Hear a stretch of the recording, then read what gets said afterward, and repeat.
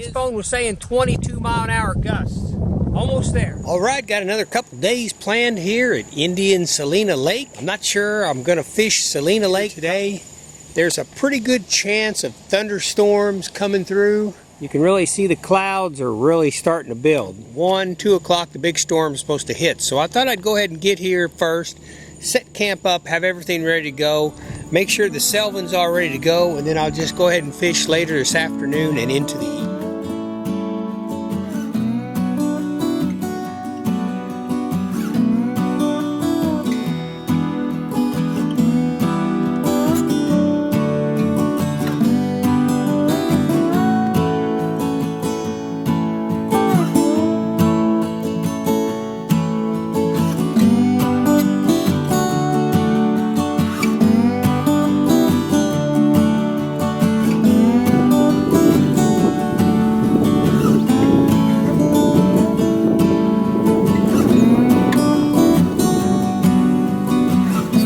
Tomorrow, not sure, may go over to Patoka Lake, may stay here at Celina Lake, I don't know. I'm going to go ahead and sign in. Hey, glad you came along. Another adventure, the Hoosier National Forest.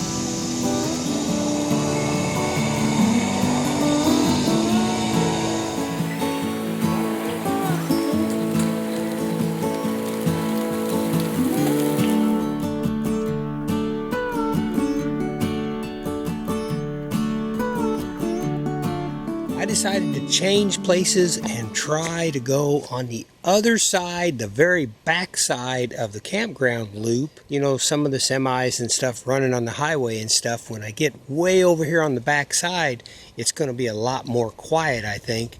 And I kind of would like to hear what's walking around. I'd like to hear the animals and maybe even get some audio tape of them, possibly. Got a nice site right here. I've stayed on this site before and really like it. So I'm going to go ahead and set up camp before these storms hit. Just basically ride the storms out. When they're done, get on down there to Celina Lake, do some fishing. Just met a real nice couple. They pulled up and said they actually had watched my channel and enjoyed it. The info that I put out was one reason why they were here, and they're having a very good time, and I'm always glad to hear that. Thank you for stopping by and saying hi, and I hope this is the beginning of you guys coming here all the time. Pretty cool place. Hoosier National Forest, Indian-Celina Lake, recreational area. Yeah, I happened to bring my little rake today. I finally remembered it. You know, the sites here are really nice. They're really clean. I noticed that whenever I set the gazelle up, I brought the gazelle again, going to camp in the gazelle. You know, some of the rocks and stuff underneath it, rake the area out just a little bit so it's always nice and smooth. I started cleaning up the camp a little bit. I always like to clean the fire pit up, and if there's anything kind of left behind, it was in pretty good shape. Just a few little things. But I found this note in the fire I thought was funny. I guess they threw it away at the very end. This site is occupied. Please don't take our stuff. But, you know, hey, you know, somebody had ill intentions. Maybe you just jog their memory a little bit and say, hey, remember, it's not cool to take somebody's stuff. I've seen signs on construction sites before that somebody will post, do not steal. God, you know, so. Anyways, I thought that was cool.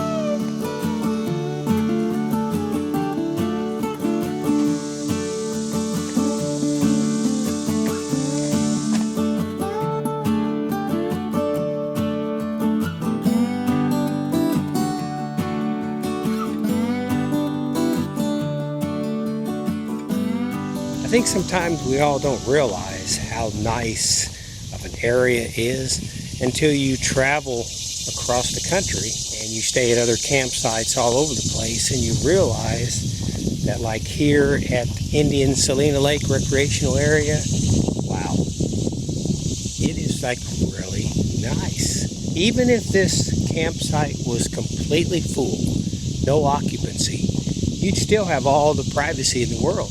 You know, there's been so many places that I've stayed that, you know, to have a site like this back here, no way, doesn't even exist. In fact, there's a lot of campsites in the U.S. that there's not even trees separating the campsites. Everybody can't have it this nice, and of course, you know, you don't have a view of a 10,000-foot mountain and ocean waves splashing in on you. These sites are all pretty nice. So if you get a chance, especially if you live here in southern Indiana, anywhere in the tri-state area, just come on out for a night or two. Check it out. Big Daddy Chrysler and the 9.8 Tohatsu have become family.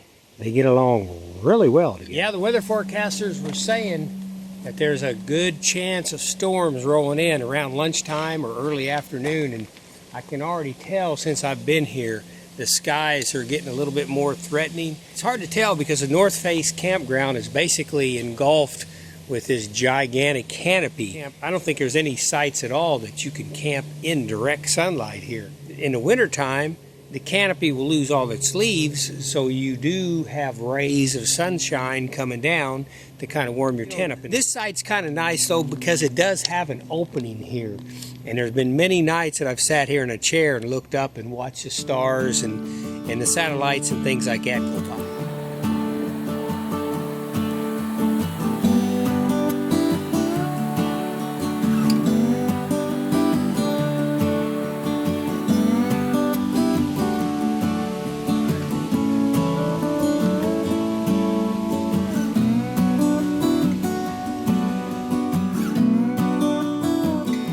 Yeah, I can't stress enough how nice that gazelle tent is right there. There's just nothing kind of to go wrong, no pieces that go missing. It just pops out, you anchor it down, and you're ready to go. You can do it in 5 minutes. I think it probably took me about 10 minutes just now, but I'm absolutely in no rush, just piddling around doing what I do. I'm not worried about the storms coming in. No matter how hard it rains, the gazelle tent is just 100% waterproof. Now, I have noticed the mosquitoes here in Hoosier National Forest seem to be a little bit worse today. And I don't know if maybe it's the weather change. It's gotten cooler. I don't know if it's the rain. Something has really stirred them up. If you come to Hoosier National Forest, just be sure and bring you some deep woods off and just spray it on. Spray it all over the place. And that way you don't have to worry about it. Every once in a while they'll fly in your eyes or try to get up your nose and you just bat them away. But basically, deep woods off keeps them at bay pretty good. Compared to, you go up to northern Michigan, cross the Mackinac Bridge and go up into the UP of Michigan, go all the way to the south shore of Lake Superior. Picture Rock's shoreline right there. There's a thing called sable flies. Oh my. Some people call them black flies. Officially, they are sable flies. What happens is when there's a strong south wind blowing, when the temperatures start rising up into the 80s up there, which is really warm for even summertime, and especially if you hit 90s, oh my gosh, these flies by the billions fly toward Lake Superior. I think the cool water, they get a drink, and they hang out along the shore. They are so bad. Bug spray will not touch them. I don't care if you took deep woods off and sprayed it on your arm to where your arm looked wet. They will still land on it and bite. And they bite within 2 seconds. It's like, bam! Around here you have a fly land on you. You know, you got a chance to smack him off. Mosquitoes, same way. Not a sable fly. Sable fly will bite you so fast. Even if you have long pants on, they get in between your shoes and your pants and they just eat up your ankles, your wrists. Head nets are so important because you just can't keep these things away. So I learned my lesson there, and really, to be honest with you, most of the time, this time of year, through the middle of the summertime, I'd stop going up there just because it's so bad. If they have a cooling down event going on, where, say, it's in the 60s, the sable flies will stay off the lake and they'll go back inland. It's just that hot weather. You know, when you think of Michigan and you think of Lake Superior and you see the pictures of those beautiful beaches, I mean, the most gorgeous beaches in the United States, if not the entire world. The problem is, when it gets hot, watch out for the sable fly. You know, I was just sitting here thinking about that couple that come by and said, enjoyed my videos and the information that I put out. You know, that's really great to hear. Because, you know, from the very beginning, when I put out video number 1, I wanted to make sure that I put out the right information. You know, I didn't want this to be just purely entertainment. Say whatever you want to say. You know, the internet can be a pretty wild west out there. And I just wanted to make sure that you know, the information that I put out is correct, that I can introduce people to different parts of the country. And that's important to me. You know, I've had people, in fact, I had a doctor of mine one time. She's into camping and hiking and all that. And she just got back from a trip and she was telling me about it. And I said, boy, that would make a great video. And she said, don't you dare. She goes, well, why not? It sounds like it's a great place to let people know that's available. And she said, I don't want to share it with the whole world. I get that thought too. I think a lot of people do think that way. But you know what? When it comes to wilderness and camping, fishing, it comes to stuff like that, we're all kind of one big family anyways. We're outdoor people. And if we can pass it on and let somebody else enjoy the experience, especially if they bring their kids and stuff, that's so awesome. Almost got camp set up, waiting for the storms to come in.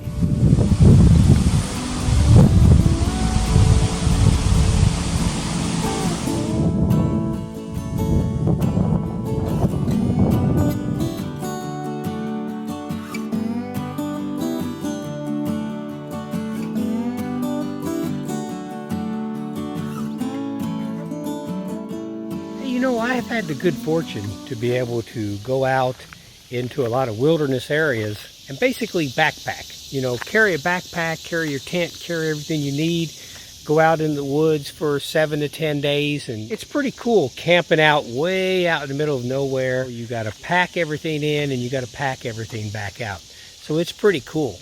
You know, the problem with it is a lot of people, I think, would like to try it. They're a little bit scared to go away from their car and to go way out in the wilderness. You know, if you have 2 or 3 days until you get back to your car, that's a long ways away from your car. So sometimes what I suggest is that you just kind of break in easy, figure out if you like backpacking or not before you go out and make a ton of investment in it.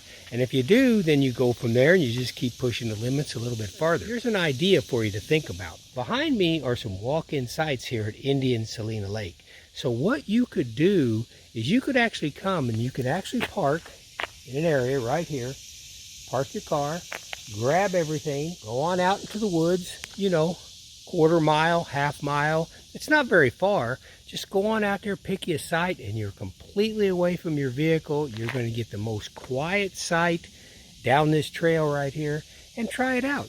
You may like it, you may not. But you know what?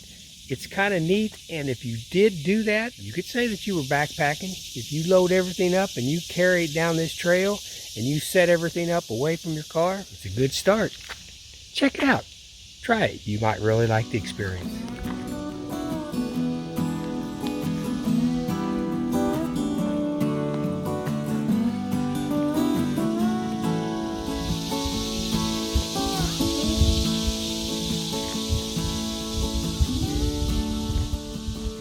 Hey, you know, I was just sitting here thinking, you ever heard the old saying, use it or lose it? It's something to consider when it comes to our national forest, our national parks, our state lands, state forests.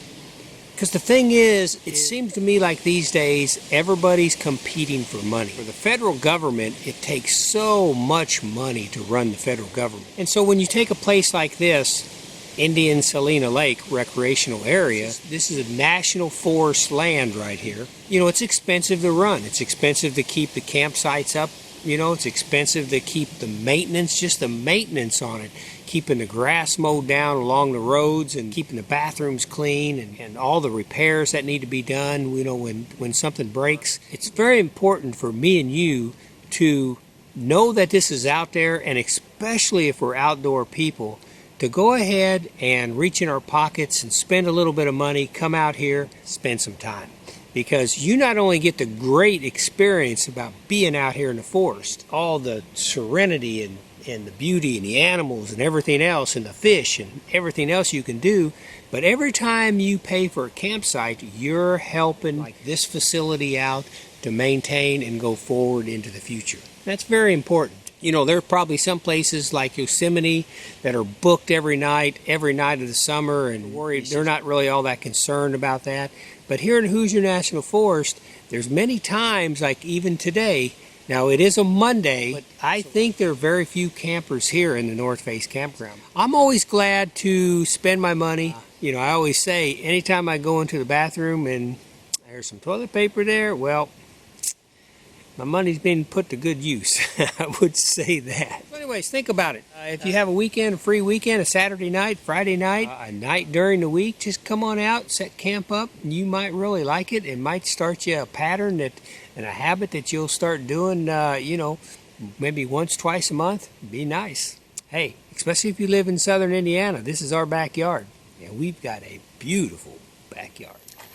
Hey, I think what I'm going to try to do is I got some WD silicone quick drying spray. And I've got this cot that I sleep on here. Really nice, comfortable as can be. But I notice when I turn from left or right, it's got a lot of creaks and squeaks and stuff like that in it. So I'm going to go around and I'm going to spray the joints and see if maybe I can't get it to be a little bit more quiet. Now, speaking of cots and everything like that, I used to run a great big outdoor store.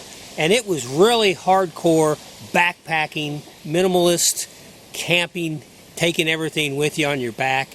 And a lot of times things like a cot was just looked at, oh, that's ridiculous, that's not camping. I've really drifted so far from that because now I understand whether you go out and have a blanket and you sleep on the ground, that's camping, or whether or not you bring a big blow-up mattress and queen-size mattress with a frame and everything up, but if you want to take the time to set it up, that's camping too. You're driving a $1 million motor home and you're going and you're pulling in here to the Hoosier National Forest and you're camping. Hey, you're camping too.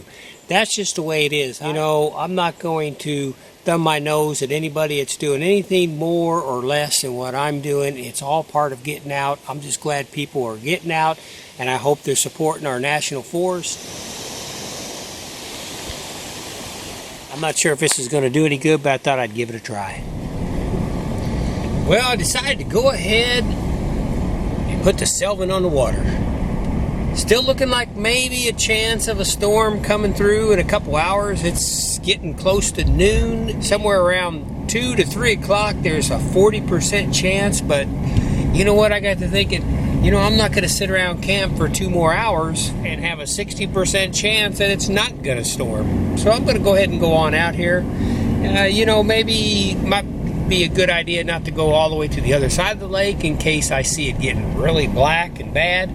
At least I can get the Sylvan up to the boat dock, get in the Jeep, let the storm pass over. That's what I did at Patoka Lake, that video. If you haven't seen that video, a few videos right before this one. I think the headlines are, I got caught in a big storm or dodging a storm.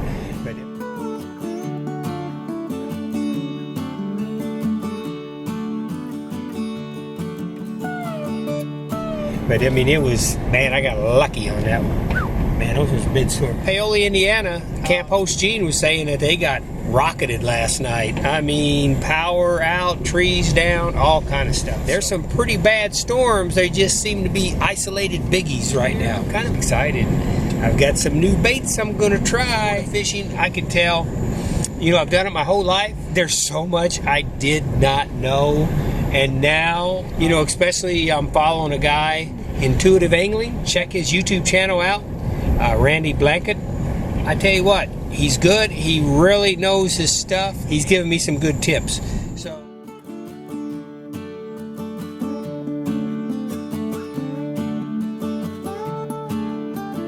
you can go overboard with this and buy everything out there in the world, but you know what? It don't take that. It just takes some good common sense and a few good lures. And out here, boy, ooh, the lake's windy. Lake is windy, windy, windy. See, that creates a little bit of a problem with a trolling motor. This lake runs from north to south, and the wind is supposed to be coming out real strong. All right, I may have to rethink this decision right here.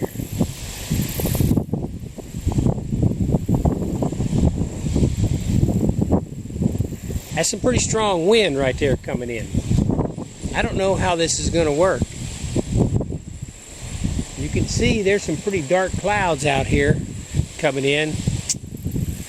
Gosh dang it, I'm thinking maybe I just ought to wait for these storms to go through. On Salina Lake, I can only use my trolling motor. And even though I have 2 batteries, if something was to happen, although it is blowing me right back here to the boat dock, that's a good thing. It's not like blowing, it's not an offshore wind. I don't know, what would you do? Would you go out or would you wait?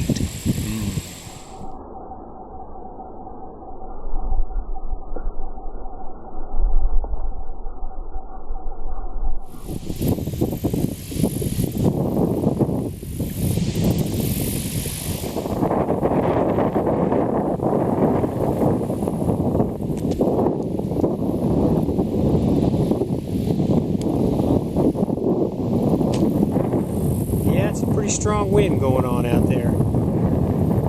It's probably a good 15 mile an hour sustained, maybe 20. Yeah. Better hold off, what I'm thinking. Yeah, when it comes to wilderness travel, when it comes to adventures, when you're on adventures, always be willing to say, I'm going to hit the pause button. Because there are certain situations, especially when you get into stuff like mountain climbing, you know, doing rugged trails, whitewater rafting, extreme whitewater rafting. There are certain times when conditions are worse, or some would say better than they were normally. So you always want to take that normal and look and see what the rivers are running, you know, look and see what the weather, what kind of weather fronts are coming in, to make sure you don't get caught out someplace you don't want to be. I just think I'm making the right decision now. It's a couple hours. I was going to eat lunch on the Sylvan.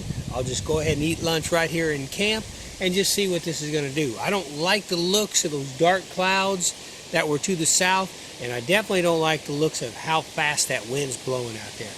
So let's have some lunch. Let's chill. We'll see if we can get out there a little bit late afternoon, evening, for a little fishing fun. Okay, after having some lunch, I think I'm going to go ahead and try to launch the Sylvan. 20 to 30%, it's not going to rain. If it is, it's not going to be very much. I think it's just a matter of the wind. So I don't have a storm coming through. I think I can deal with the wind. So I'm going to drive back down there and see what happens.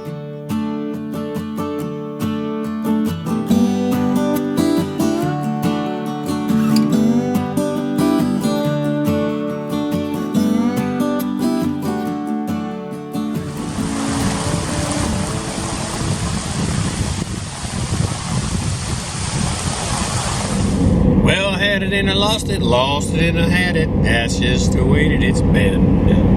Days are going by so dang fast, I don't think I'll even jump in. I'm just gonna sit here on the bank and throw myself in a line. All I'm doing is just wasting a little bit of time. Some people think that it ain't right, I'm doing something wrong. Well, maybe I'll sit here and I'll get real lucky and catch myself a song.